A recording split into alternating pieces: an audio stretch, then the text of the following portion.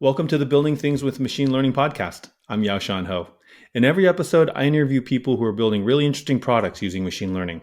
This week, I'm excited to have Ryan Emerson, VP of Data Science at AlphaBio. AlphaBio creates AlphaSeq, a synthetic biology platform for measuring protein interactions at scale. I didn't know much about the synthetic biology side of things. The ML I've done is just, on text, on tabular data, on image data. So I really enjoyed learning more about this space, and I think you will too. Ryan, welcome. Hi, thank you for having me. Ryan, I think there's going to be a little bit of basic biology that we want to cover before we get to the ML side of things. Can you just kind of help us get started with, maybe an audience that maybe hasn't touched biology since high school, literally, like what are proteins and why do they matter? Yeah, absolutely. So, proteins are more or less the business end of biology. Whenever there's machinery inside your cells that's doing anything, that's proteins. Most people are pretty familiar with what we call the central dogma of molecular biology. So, it starts with DNA in each of your cells. You've got about 3 billion bases of that. And the whole purpose of DNA is that it's a code that tells your body what proteins to build. So, out of your human genome, you're coding for, people argue about the exact, but something on the order of 20 to 30,000 different kinds of proteins. And so proteins do everything your body does. Your skin and your hair are made out of proteins, your organs are made out of proteins. You can see through your eyes because there's some very special proteins that are actually see-through. Um, and so a protein at a fundamental level is a one-dimensional string of what we call amino acids, which are fairly small molecules, strung together uh, out to, say, a few hundred at a time. So there are 20 amino acids that are used in most organisms you're familiar with, and some sequence of these 20 amino acids repeated, say, 300 times defines the difference between hemoglobin, which carries oxygen to your Mhm. blood, or a keratin, which is really useful for making hair and nails, or an antibody, which is the business end of a B cell, part of your immune system that then attacks foreign objects. Got it. I think a lot of people in ML have heard of AlphaFold, at least just because it comes out of DeepMind, and I think a more powerful or a bigger, a similar projects come out of Facebook AI research recently. Again, predicting protein structures. Why is it so important? Like, why is this such a well? Let me ask two questions really about protein structure. A, why is it difficult? And B, why is it important? Yeah, sure thing. Hopefully, you don't mind if I answer them in the opposite order. So, Okay. protein structure is important because I said that proteins were the business end of biology, and biology, like physics, kind of happens in three dimensions. It Hmm. happens with volume, it happens with electric charge, all these very gritty physical realities. And that means that proteins do that by adopting very particular shapes. So I Hmm. said they were long strings. Now, the purpose of those long strings is really just that they fold in on themselves to a bunch of very different shapes. So they can have different shapes. They can change shapes in different environments. Parts of their surfaces might be positively charged or negatively charged, and all of that determines what they do, kind of what molecules they like to stick to, what molecules they repel, what chemical reactions they catalyze. And so that's how proteins get things done. Hmm. Why it's hard is because the thing that is really easy to measure is that one dimensional sequence. That's what you get if you take, say, a human genome and you put it through DNA sequencing, which started to get a lot easier in the 90s and started to Hmm. get radically easier about 10 years ago. So it's very easy to get those long strings. But the actual shape of a folded protein is very, very difficult to measure Hmm. experimentally. Effectively, what you do is you take a protein, you get it to crystallize, which Hmm. is probably even harder than it sounds. So you have to express it, you have to purify it, you have to get a lot of it, uh, get it to a concentration where it's going to crystallize. Then you shoot it with X-rays. This is kind of like if you can imagine taking a Lego build and shining a light on it from a bunch of different directions and looking Hmm. at that composite of shadows and trying to figure out what three-dimensional structure you had to begin with. So that's how you get protein structure. And again, it's important because that's what actually matters for. So if you want to say if two proteins interact, one of the things you can do is if you have their structures, you can check whether the shapes are physically complementary. Mm-hmm. It's Got it. actually it's that simple in some circumstances when you have those Yeah. structures. Got it. Got it. And so AlphaFold is really trying to crack this problem of, given the one-dimensional protein structure, which is really easy to measure, what three-dimensional structure is this protein going to adopt? Right. Without going through that lab work of creating a crystal and shooting X-rays at it. So just having the ML, just having software look at the sequence of amino acids and automatically predict how that protein will fold. That's exactly right. And here I like to help bring in some numbers for scale. So AlphaFold is an expensive model. Running an inference to get a structure might cost on the order of like a US dollar, which for a lot of problems might seem fairly expensive. But the cost of something that I just mentioned, getting that experimental structure, even if you can do it, and often you can't, there are a ton of constraints to what you can actually do here, it would be on the order of tens of thousands of dollars. Wow. Wow. So AlphaFold is trying to predict something that is very difficult to generate in the lab. Gotcha. And I'm sorry to keep on this topic because I know it's not your product, but just because AlphaFold is a topic that I think folks have heard of, where did AlphaFold get the training data? And it sounds like the input was the string, the output is the structure. How did they actually train that model? Where did they get the data to train AlphaFold? That's a great question and definitely relates to what we do. So the answer is 30 to 40 years of accumulated public domain science. Hmm. So actually, thanks in part to your tax dollars, the National Institutes of Health and NCBI have fantastic resources that are actually really lovingly curated, getting tons and tons of biological data as it's generated by kind of academics all across the country, all across the world. So there's one in particular called the Protein Data Bank, or PDB, which is where you'd go to get, say, hey, I have a protein of interest. Has anyone crystallized it? Do we have a structure? If we do, can I download that structure, view it? Fantastic resource. There are about a million-ish, I think, on the order of a million structures that are there. And yeah, that's the training data for something like AlphaFold. Wow, amazing. And as you said, each one of those rows in the protein data bank represents a paper, or at least tens of thousands of dollars of research, and perhaps a paper published somewhere. Yeah, I mean, at least a paper. I would go out on a limb and say most of them represent some aspiring young person's doctoral dissertation. Got it. Got it. Got it. Well, that's been an awesome primer on proteins for people that are dealing with PyTorch and TensorFlow on a daily basis. Let's talk about your product now, AlphaSeq. Now that we know what AlphaFold does, what does AlphaSeq do? Great question. So AlphaSeq is our platform in the lab based on synthetic biology and growing yeast and cell culture. Yes, the bread and beer yeast that you know and love. Mm-hmm. And we use it to measure protein-protein interactions at scale.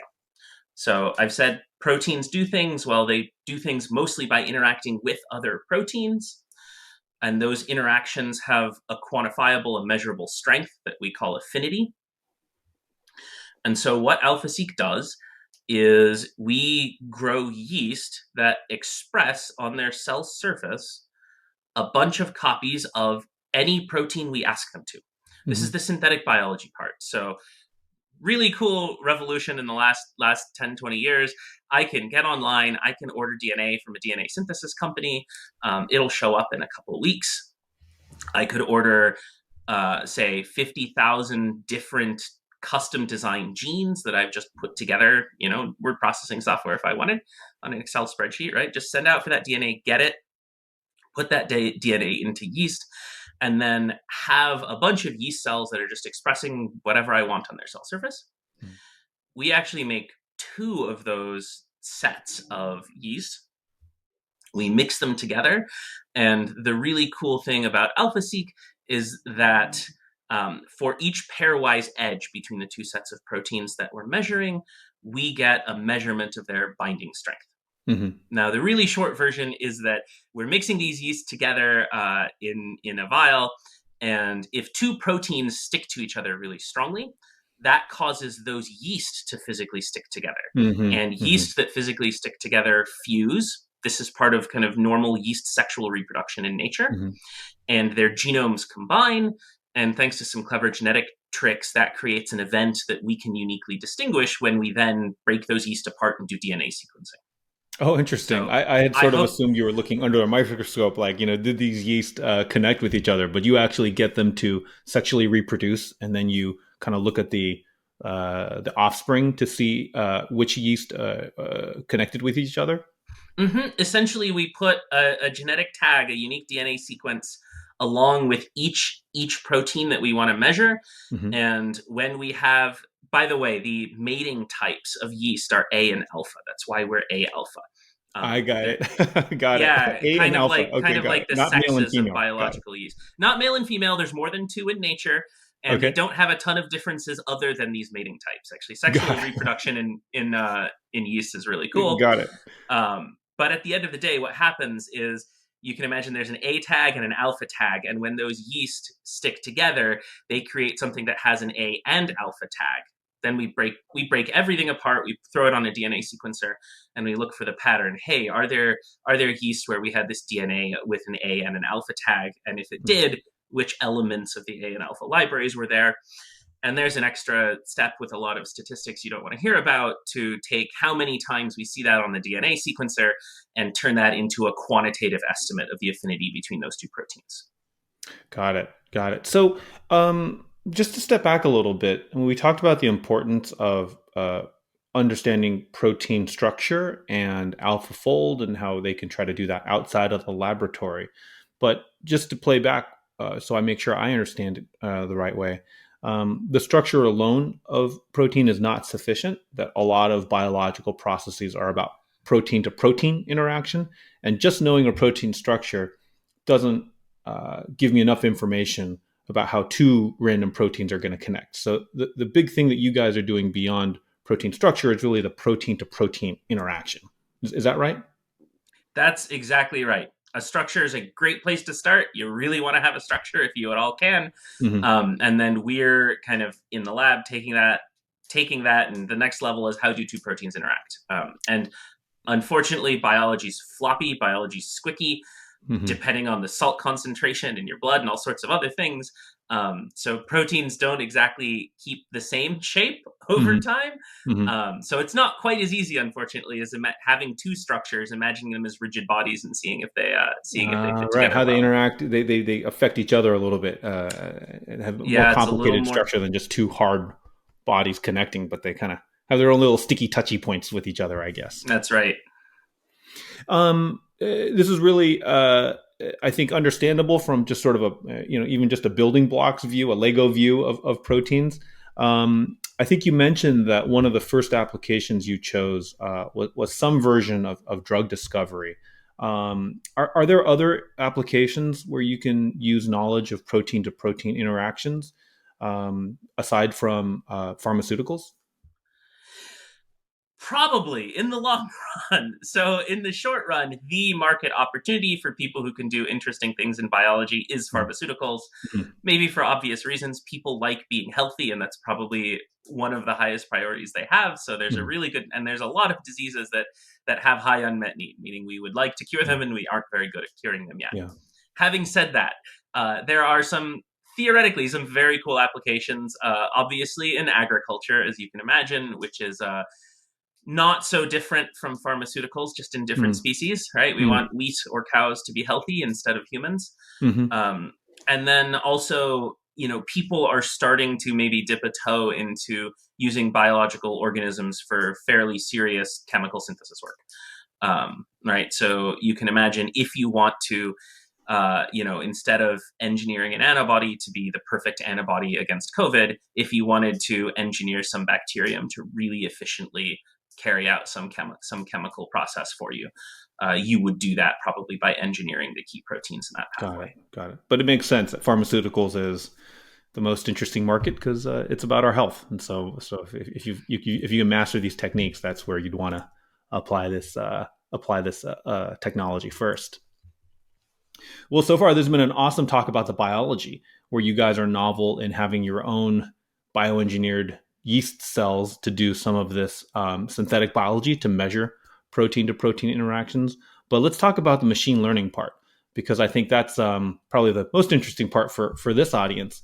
Can you just to set the stage, talk about what new capability machine learning allows you guys to do in your quest to measure protein to protein interactions, or I should say predict protein to protein interactions? Yeah, I'd love to. And this is a question very close to my heart since it gets at why I'm so excited about A-alpha, why I was so excited to join the company. So maybe to bring it back to numbers a little bit, I said proteins were on the order of a couple hundred residues, and there were 20 different amino acids they could adopt. So let me ground this discussion and talk a little bit about antibodies, Mm-hmm. which are very special proteins produced by B cells that are used to attack things like, for example, the spike protein of SARS-CoV-2, pretty topical these days, and also a very popular format for pharmaceuticals. So we can build synthetic antibodies, we can infuse them in an IV, and they make sick people well again, which is pretty awesome. Mm-hmm. So those are on the order of 120 residues, maybe 30 or 40 of which really matter for making that binding connection to its target. And so we can imagine we're trying to find the best antibody. This can be the tightest binder.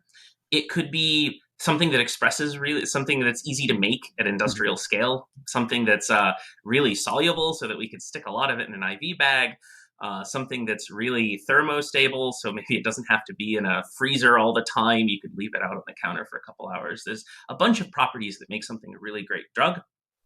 And we want to find the perfect drug. Now, we can't necessarily find perfect drugs in nature. So if we go, say, to a patient who's really successfully dealt with this disease and we can sequence their antibodies, and people do this all the time, we could get some antibodies that are pretty good. They're pretty good. But they're very far from perfect. So the total space that we're talking about, right, is 20 to the 30 or 40th power. So that's an enormous search space. Mm-hmm. Somewhere in there is the best drug that we can find. We can't find that by sequencing people, but we can get a starting point. And so all of this is to bring us to one of the most common things that we do at A-alpha, which is I would like to optimize my antibody sequence. So I have a starting point that's pretty good. I'd like to turn pretty good into great. And I have a search space of, on the order of 10 to the 30th to get there. Now, how we go about this is where the ML comes in. So I've said AlphaSeq can measure these things at scale, which to a biologist, we generate a ton of data. We generate on the order of 1 million quantitative measurements of protein-protein interactions at a time. And this might be something like taking that antibody sequence, mutating it in a lot of different ways, maybe in every possible way. Could kind of just imagine changing one letter to each other different letter. So there's 19 ways you can do that at each position. So that adds up to a couple of thousands of mutants. We can order all of those and then go test them in the lab, and that's where AlphaSeq comes in. And that's great. We'll find some things that are an improvement. The limit of that process, if you were to just use AlphaSeq in the lab, would be that I make all the mutants, I test them, I pick one or a handful, I make all the mutants of those, and essentially do a one-step greedy search up my fitness landscape and hope that I get to something good. But it's not as good as what we'd like to do, which is, and where my team comes in, which is building models that really understand the sequence space around that antibody. And so, for a very long-winded answer to your short question, where this comes in is AlphaSeq is generating uniquely large and quantitative data sets for a problem that is otherwise very data poor. And my team's job is to use those to build models to predict affinity from protein sequence, and then use those models to perform discrete optimization on the antibody sequence to get to what an ideal drug might look like. So let me unpack that just a little bit. If you identify a reasonably good protein in nature that can be a good antibody, maybe that comes from a human who fought off a disease really well. Just using the synthetic biology, you can do a little bit of greedy search to try to say, is something close by here looking good? But what your ML side of the business can do is to search within that full space of 10 to the 30 possible proteins for a certain protein that has a whole set of attributes that are optimal. Not only the binding, but all those other things you mentioned, like easy to deliver and easy to put into a high concentration. Is that the right way to think about the ML side as distinct from sort of the synthetic biology side? That is exactly right. Well, now that we know that, I'd love to get right into it. Like, what are some of these ML techniques that you're, trying out? Obviously, it's got to be more, advanced than, linear interpolation. Can you give us any bit of a sneak peek into some of the deep learning techniques that you're using to try to make these predictions of protein to protein interactions for proteins that you've never tested biologically in the lab? Yeah, sure thing. So, without casting any aspersion on linear regression, which has been a fantastic tool for human advancement. So, the cool thing is a lot of our ML techniques are really familiar to anyone who's been out doing this, particularly in an NLP context. So I keep coming back to proteins or strings. And they really are. They're very well represented in every way that matters by this data construct that we all understand called a string. And much like we can string letters together and eventually end up with Shakespeare, which has layers and complexity and self-references and body jokes and all sorts of things that aren't obvious from the immediate letters there, we can take protein sequences and they have really cool functions that are kind of very, very non-obviously embedded in that primary sequence space. And a lot of the tools are very similar. So, which is to say, people like doing CNNs, people like LSTMs and RNNs. These days, we're getting the most bang for our buck out of transformer architectures. So we've got essentially attention, and in fact, you can imagine kind of self-attention, but also attention between the two proteins where we're trying to ask, do you bind each other? Right. And thankfully, our problem is very well posed in a machine learning sense. In that what AlphaSeq is testing is that we've got string A and string alpha, and what we get out is one float, which is the quantitative binding affinity. It's as simple as that, very hard, but well posed. And so that's what we're doing in that area. And again, you wouldn't be, if you can fill in the details and you'd be 95% right about what we're doing in that area. And then I'd say potentially the harder part is generating the ideal protein sequences. So this is essentially a discrete optimization problem where it turns out to be non-trivial. Even if I had a really, really good model, even if I had a perfect model that can predict affinity from protein sequence, turning that around and asking what is the best protein sequence is itself a difficult problem that involves, how do you efficiently search space? How harshly do you regularize? Basically, how much do you want your model to actually explore at the fringes of what you understand versus stay where there's some level of self-confidence? And really getting that right, and the right mix of exploration and exploitation as we, something I haven't mentioned yet, but when we actually do this in the wild, we do it over several iterations. So we'll take that starting adequate antibody, we'll make about 50,000 variants of it in the synthetic biology. We'll take all those measurements. We then build our models, train our models, do some optimization. But it's not to find the best drug, it's to find the next 50,000 that we should test. Yeah. And we go around that circle a couple times, trying to get a model that understands the sequence space well enough to start making recommendations that are going to be really high quality.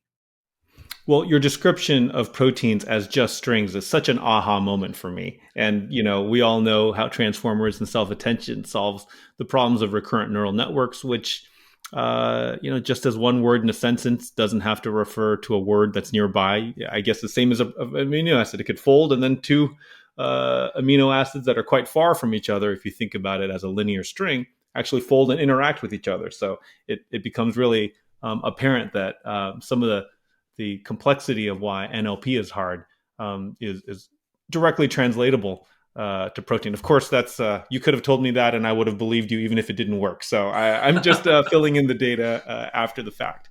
But that is so incredibly cool to to get that insight that NLP techniques work on the protein side. You talked about not only measuring the interaction of two proteins, but also, if I heard this correctly, predicting a new protein sequence that would, satisfy the requirements. Did I hear that correctly? That you were actually trying to generate new sequences of proteins to analyze using discrete optimization, or did I get that a little bit wrong? No. I mean, modulo some philosophical discussion about when something becomes a variant of your starting protein versus a new protein. Mm-hmm. But for sure, what we want is to be able to go pretty far from that source protein, as far as we can get, Mm-hmm. while maintaining predictive accuracy. So yeah, absolutely. What we'll do is, and it's something like on the order of, for some of the work that we've done, we might end up 8 or 10 characters distant from the starting point out of Mm-hmm. 100, which doesn't seem like a lot. It's still enough that you never get there greedily. You certainly Mm-hmm. couldn't search the space exhaustively, and it ends up being, quite divergent. Not so much that it looks like a totally different antibody, but pretty far from your starting point. And yeah, And then just we'll so go I make sure synthesize I'm those not and test them. I'm sorry to cut you off. Just so I make Sorry. sure I'm not confusing terms from ML versus the biology side. When I think of ML and explore versus exploit, obviously the first thing that comes to mind is reinforcement learning. But I think I heard that you actually have to do biological experiments. So it sounds like this really is an optimization problem of 20 steps, not a RL problem of 500 million steps to make these types of predictions. Just making sure I heard that correctly. Yeah, no, I like to think that all of the same theory and philosophy is in place. It's just that when we need to label data, it's extraordinarily expensive. Right. And I think that's generally the way to think about ML in biology. So Yeah. all of you saying like, yeah, absolutely, we'll go say, hey, I would really like labels on these. And actually, the way our system works, AlphaSeq, is that it is long and it is expensive, certainly compared to anything you do for data labeling in other domains. But we Mm-hmm. have a pretty reasonable batch size. So these days Mm-hmm. we're testing about 50,000 new proteins at a time. Mm-hmm. And so that generally means that we have plenty of room in that set to do some exploration of things where Yeah. the model would really like a little extra confidence, and also take many many shots on goal for Yeah. things Right. that the Right. model Right. thinks might actually satisfy our criteria. Right. But again, the key thing is here, you're not trying to build an RL type model by replaying an Atari video game 50 million times. You really only get 20 or 50 discrete steps because there is biological time frames. I don't know, maybe it's a day to do your Absolutely. experiment, but it's not a tenth of a second. Yeah, absolutely. So we have a very small integer number of discrete steps. So Right. a typical situation might be that we have 4 to 5 batches that we're willing to commit, Hmm. and in Hmm. each batch we can test up to 50,000 variants. Right. And then obviously, as you do those variants, you get additional data to fine tune your model because now you have more data points on protein to protein interaction that you can feed your model with. Um, Exactly right. so cool. It's such an aha moment. I guess the question for me is, anytime you're applying a new technology to a domain where it has not been proven out before, is there's just research risk. There's risks that although the ideas all make a lot of sense, that proteins look a lot like sentences, that you write all the code and it just doesn't work, and you don't know if the theory's wrong, your implementation's wrong, but your model's always predicting zeros. How did you get some insight that this type of technique might actually apply? That traditional NLP techniques might actually apply to predicting protein to protein interactions.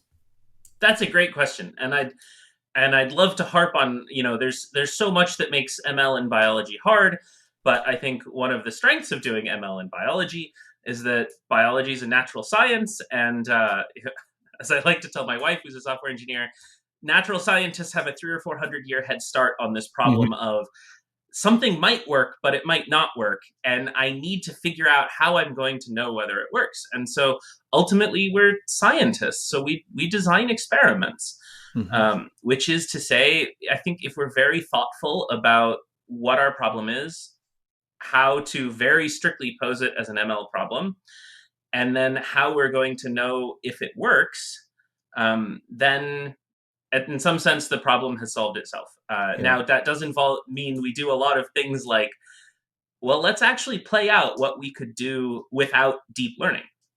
We could just use AlphaSeq. We could pick the best results. We could recombine them either randomly or by hand, kind of by eye, use our magic biologist eyes to make Mhm. recommendations. And we've done that, and then that creates a benchmark where we expect, if deep learning is kind of pulling its weight, as it were, it should be able to outperform. And that's actually what we see. And so a lot of my day-to-day job actually is, of course, trying to set up experiments and situations where, okay, if this new technique is helping, how would we know that? How would we Mhm. have confidence that either we should definitely double down and keep going down this research path, or that we're barking up the wrong tree and maybe we should think about doing something different? I guess the other thing I'll say is that, thankfully, our entire management structure, again being in the life sciences, is used to the idea of research risk, Mhm. and so there's a certain level of comfort with, we're going to try some things. Yeah, very cool. Very cool. Is there any public research that touches on some of the ML that you're applying? Yeah, absolutely. So you already mentioned kind of AlphaFold and DeepMind, which is really cool.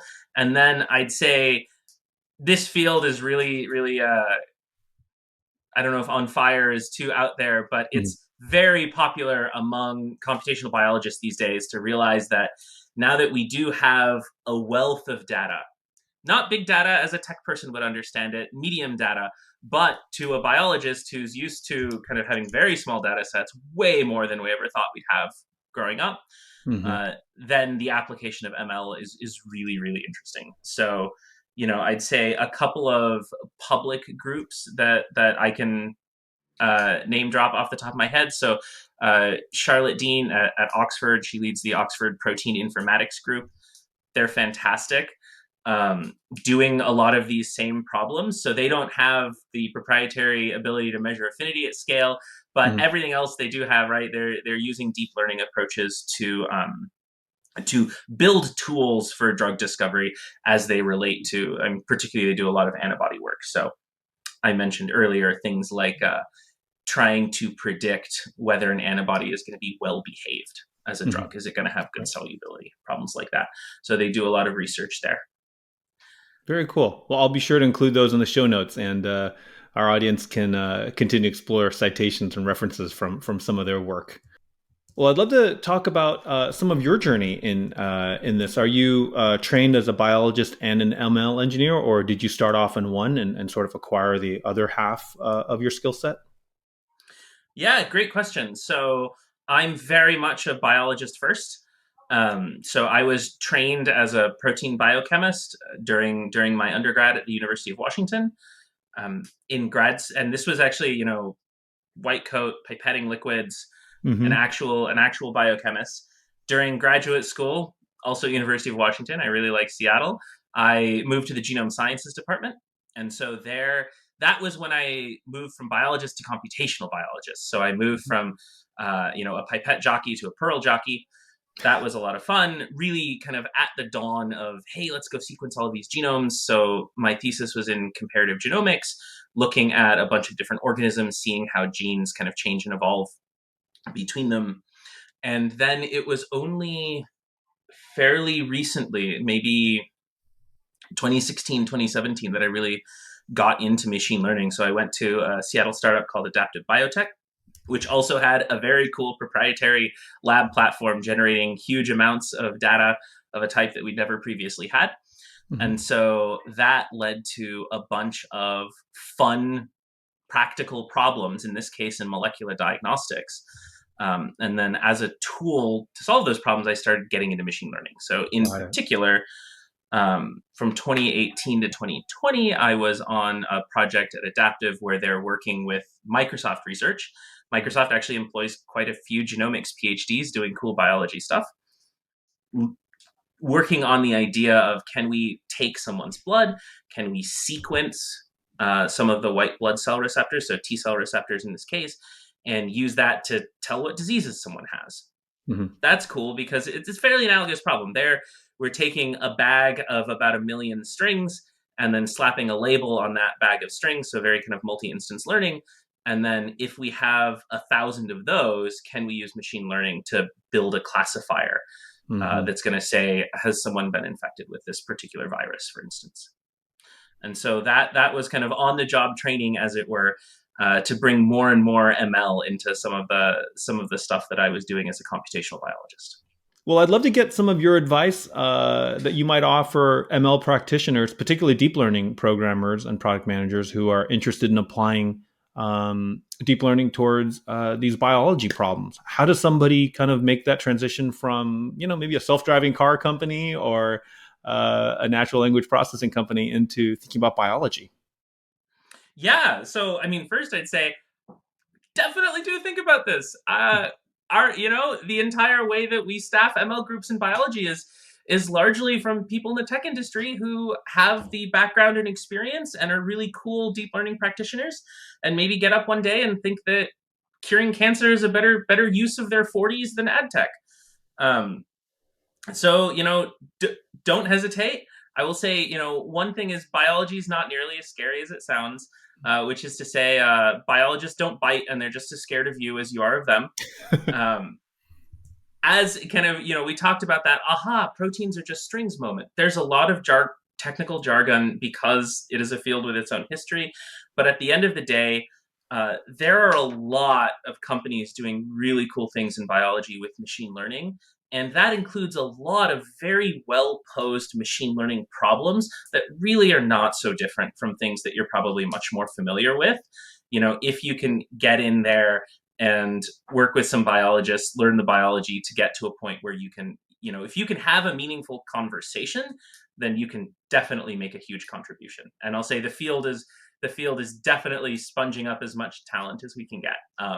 The pipeline has actually gotten much better for young people. I'd say maybe in the last 5 years, we've started getting actual students coming out of some of the better schools who have been trained as kind of ML using computational biologists. But much of the field, of course, is still stood on people who are very much trained in one discipline or the other, Mhm. and then started to work more cross-functionally. Yeah, makes sense. Well, thank you very much for that. And finally, just a fun question: what other topics in ML have you been looking at outside of your day job, just out of personal interest? So I was actually just at a really, really fun conference on generative AI that Mhm. Madrona put up here in Seattle. That was so unbelievably cool. So, like Chat GPT, I'd say is really interesting. Actually, it's gotten a lot of use already in the company. Uh, it does a pretty reasonable job. If you ask it to like go summarize the medical research on XYZ, it does an amazing job. And I just had a friend actually text me this morning. We played Dungeons and Dragons together, and he said, "When do you think Chat GPT will be good enough to be the dungeon master for our D&D game?" So this kind of like taking really high Wow. quality generative models and getting them out there Yeah. into apps that are going to start pretty meaningfully impacting everyday life, I think is super cool. And it's just something I absolutely love watching from the sidelines. Yeah, I mean, the natural question would be, can you apply some of these generative techniques to solve your protein to protein interaction challenges? At the end of the day, if they're really just strings, might you ask a large language model to do exactly that? Yeah, absolutely. And in fact, a lot of people are working on that. So actually, researchers at Meta not just this year put out another version of their kind of large language model for proteins called ESM2, and then they have a really cool paper. They have an ESMFold, which I think is really cool. So it's a large language model that they've trained to fold proteins. It's not quite as good as AlphaFold, but it runs like 60 times faster. So like as I said earlier, we keep importing techniques from NLP, and a lot of insights like, wow, you can do unsupervised learning to do some really, really interesting stuff with these large language models. Applies pretty well. Well, I want to thank Ryan for an awesome conversation about synthetic biology. Definitely a first and definitely an unexpected, but honestly delightful topic to talk about on this ML podcast.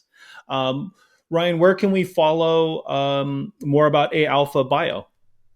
Yeah, so drop us a visit anytime at aalphabio.com, or follow us on LinkedIn or Twitter. We send out updates pretty regularly, and that should keep you in the know.